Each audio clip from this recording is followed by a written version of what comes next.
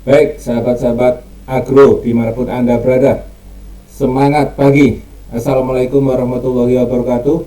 Ya, hari ini saya akan membawakan tema tentang sayuran. Kebetulan 3 sayuran ini adalah tanaman yang diekspor kebanyakan ya, kebanyakan diekspor. Nah, teman-teman sahabat-sahabat agro dimanapun Anda berada, ya, barangkali ada yang belum kenal dengan saya. Nama saya adalah Adi Nugroho, di mana sehari-hari saya mengawal untuk produk-produk pertanian agro dan hama penyakit pada PT Natural Nusantara. Dan hari ini temanya adalah tentang 3 sayuran yang potensial untuk ekspor, ya. Nah, bagaimana supaya sayuran tadi sampai di tempat tujuan tetap segar? Ikuti informasi berikut ini. Kita cerita dulu tentang buncis Kenya ya, Phaseolus vulgaris ya. Ini banyak ditanam di daerah ketinggian ya. 3 tanaman sayuran ini banyak ditanam di ketinggian di atas 1000, namun barangkali ada juga teman-teman yang menanam di bawah 1000 ya. Ini ada cerita di Bandung Barat, pengembangan sayur baby buncis Kenya ya. Sebetulnya apa sih perbedaannya buncis biasa dengan baby buncis Kenya? Secara umum ya, ukurannya hanya sekitar 13 cm ya, kurang lebih 13 cm ya. Kalau buncis biasa kan bisa lebih dari 13 cm. Kemudian warnanya lebih hijau ya. Kemudian rasanya lebih manis dan renyah. Nah, yang ditanam di sini ada yang merambat, ada yang semak. Jadi biasanya yang ditanam ini biasanya di Indonesia ditanam dengan cara dibikin semak atau tidak dipakai rambatan ya.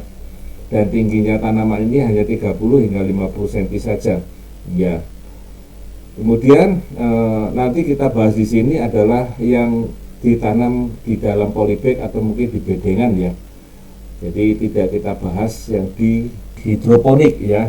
Kemudian biasanya baby buncis Kenya ini dari tanam hingga panen waktunya hanya sekitar 45 hari ya. Dan bisa nantinya setelah usia tertentu akan dipanen setiap hari. Nah, cara panennya adalah mesti dengan tangkainya. Supaya apa? Supaya tanamannya nanti bisa lebih baik atau tidak rusak ya. Karena kalau dipanen tidak dengan tangkai nanti biasanya cepat rusak baik tanamannya maupun buah yang dipanen. Dan cara manennya adalah ditarik ke atas ya. Supaya apa? Supaya tanamannya juga tidak rusak, karena dipanen biasanya kalau ke bawah ketarik. Tapi kalau dia tarik ke atas maka tanamannya aman, kemudian buahnya buncis juga aman.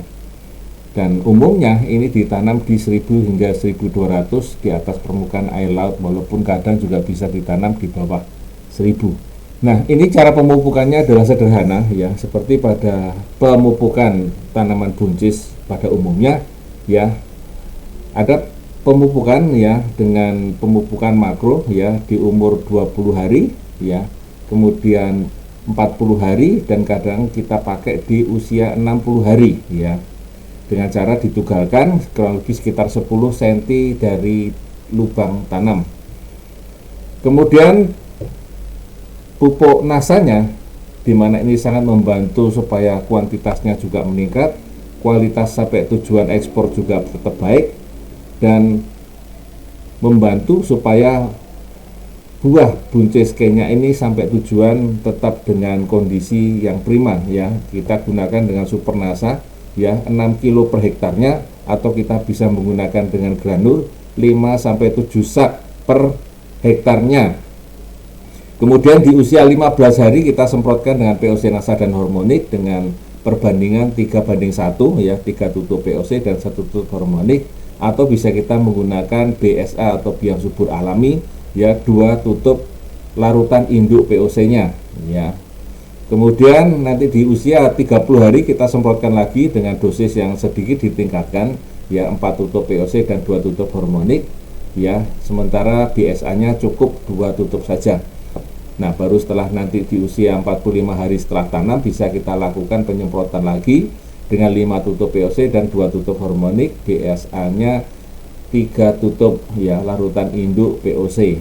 Nah, kemudian kalau masih ada waktunya kita semprotkan di usia 55 hari setelah tanam ya, 5 tutup POC dan 2 tutup hormonik atau 3 tutup larutan induk POC DSA ya. Tentu saja pada saat nanti masih berbunga sebaiknya tidak dilakukan penyemprotan atau diundur atau dimajukan.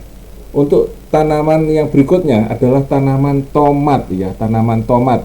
Tanaman tomat ini dagingnya bertekstur keras ya, ukurannya besar, rasanya manis sedikit asam ya. Dan kemudian ya kalau kita pakai polybag maka jarak antar polybagnya 30 cm. Dan biasanya ini 10 hingga 12 pekan tomatnya sudah mulai berbuah ya. Kemudian untuk seragam maka seleksi buahnya saat di ukuran bola pingpong ya. Kemudian satu ruas ini rata-rata hanya diambil 2-3 buah saja ya. Dan kemudian produksi pertanaman untuk tanaman tomat biasa di dataran tinggi ya, ini kurang lebih 2 atau sampai 3 kilo ya. Ini tanaman tomat biasa 2-3 kilo di dataran tinggi. Kemudian tomat biasa itu 1-2 kilo di dataran rendah. Sementara produksi tomat beef ini atau tomat besar ini sampai 3 hingga 4 kilo per tanamannya. Biasanya pada panen pertama ini setelah berumur 2,5 bulan bisa sampai 35 kali ya dipetiknya. Ya, kita ambil yang merah saja ya atau yang sesuai dengan kebutuhan. Dan kemudian 5-6 bulan dalam satu kali musimnya. Teman-teman sahabat-sahabat agro dimanapun Anda berada ya, panennya adalah pagi atau sore atau sebaiknya jangan siang hari, karena ini buah akan cepat layu ya kalau dipanen pada waktu siang hari. Jadi dihindari panen siang hari ya, kita panen pagi-pagi atau panen sore hari.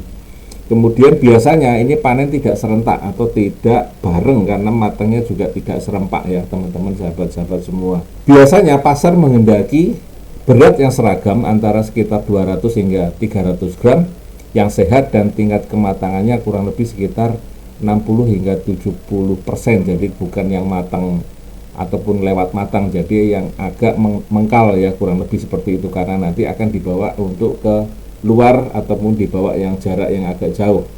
Nah, ini nanti akan dibantu dengan pemupukan dan teknologi pemupukan dari PT Natural Nusantara. Kita bisa lakukan penyemprotannya ya. Nah, ini tadi saya sampaikan bahwa panen tomat ini bisa mencapai 3-4 kilo per tanamannya, sedang tomat biasa hanya sekitar 2-3 kilo atau 1-2 kilo per tanamannya ya. Nah, untuk pemupukannya, untuk pemupukan tomat beef ini ya, kita menggunakan pupuk makronya ya, per hektarnya SP36-nya adalah 170, ZA-nya 200, kemudian KCL-nya 120 kilo per hektarnya ya. Kemudian di awal tanam kita bisa menggunakan ya 6-9 kilo Supernasa ya. Kita pakai Supernasa 6-9 kilo. Kemudian penyemprotannya kita bisa menggunakan dengan POC Nasa sama hormonik dengan dosis 3:1 ya. Kemudian di usia 24 hari setelah tanam bisa kita semprotkan dengan dosis 4:2 tutup per tangkinya, termasuk nanti di usia 44 hari setelah tanam ya. Kemudian kita kalau menggunakan power nutrisi ini kita bisa lakukan di usia 44 hari setelah tanam ya, sebanyak 3 kilo per hektarnya, bisa disiramkan atau bisa ditaburkan langsung ya. Kemudian kalau kita menggunakan Fruitop ya, pilih salah satu Fruitop atau Power Nutrisi, disemprotkan. Kalau Fruitop 3 gram per liter airnya ya, ini disemprotkan. Karena permintaan ini tinggi, maka teman-teman semua potensi ini sangat luar biasa ya, tomat beef ini, karena ini dibutuhkan untuk selain ekspor juga ternyata di dalam negeri potensinya juga cukup tinggi. Bahkan ada juga yang dengan menggunakan sistem irigasi tetes pada ataupun penggunaan di sistem hidroponik. Bayam Jepang ya, kalau kita bilang Spanisia oleracea ini bayam Jepang ya. Bayam ini juga khas ya, rasanya juga khas, tanamannya juga khas, bukan seperti bayam biasa ya. namanya bayam Horenso ya, atau bayam Jepang. Seperti tadi yang saya sampaikan adalah bayam Jepang ya, yang dimana nanamnya ini ya bisa hidroponik, bisa polybag ya, tapi yang saya ceritakan di sini ini menggunakan dengan tanah. Jadi ada yang masih menggunakan dengan media tanah. Pemupukannya bagaimana teman-teman semua supaya bayam ini sampai di tujuan ataupun di tempat yang kita kirim ini secara kuantitasnya tetap bagus ya, secara kuantitasnya tetap bagus, secara kualitas cukup bagus dan tetap segar ya. Kita bisa lakukan dengan pemupukan dengan teknologi dari NASA ini ya. Pada saat di bedengan kita bisa lakukan ya dengan pemberian TSP dan NPK tentu saja ya. Per meternya kita kasih 3:1 ya antara TSP dengan NPK-nya untuk pupuk makronya ya. Kalau kita mau menggunakan pupuk kandang yang sudah jadi, boleh disampaikan di sini ya. Kemudian kita bisa menggunakan dengan Super NASA, yaitu kita siramkan ya 2 sendok Super NASA ini per 10 liter air ya, ditambah dengan glio untuk anti jamurnya 1 sendok makan per 10 liter air. Ini bisa dicampur Super NASA dengan glionya. Jadi kita aduk, kita setelah jadi baru kita siramkan. Nah setelah kemudian kurang lebih sekitar 3 atau 4 hari, nah baru kemudian kita tanam benih-benih bayam Jepang ini atau Horenso ini ya. Kemudian penyemprotannya itu kita lakukan dengan POC NASA dan hormonik, yaitu 2 tutup NASA dan 1 tutup tangki per tangki ya, 12 hingga 15 liter kita semprotkan ya.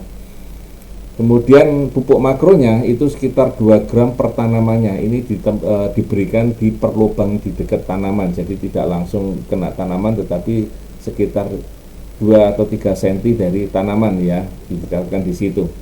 Kemudian NPK kita berikan juga pada tanaman di usia 21 hari ya. Nah ini penyemprotannya pada 21 hari setelah tanam bisa kita lakukan penyemprotan lagi ya dengan dosis 3 tutup NASA dan 1 tutup hormonik per tangki 12 hingga 15 liter air. Atau kita bisa juga dengan menggunakan BSA, biang subur alami ini, dengan 2 tutup larutan induk POC ya di usia 14 hari setelah tanam ya. Kemudian kita juga bisa menyemprotkan BSA ini di usia sama ya 21 hari setelah tanam dengan dosis 2 tutup larutan induk POC BSA. Nah itu teman-teman semua 3 jenis sayuran yang biasa diekspor dan potensinya cukup besar. Barangkali teman-teman ada yang sudah menggunakan ya. Ini supaya apa? Teknologi ini membantu supaya sampai di tujuan kualitas 3 sayuran ini sampai di tujuan kualitasnya tetap bagus ya, tetap segar ya. Dan tanaman ini akan biasanya ini rata-rata bisa agak seragam ya. Jadi keseragamannya itu nanti lebih banyak, artinya tidak terlalu banyak yang terbuang. Jadi teknologi NASA ini akan membantu keseragaman tanaman yang kita budidayakan. Nah itu dulu teman-teman tema kali ini ya, tentang 3 sayuran yang ekspor. Mudah-mudahan memberikan inspirasi, mudah-mudahan membantu ya. Tetap semangat dan semangat pagi.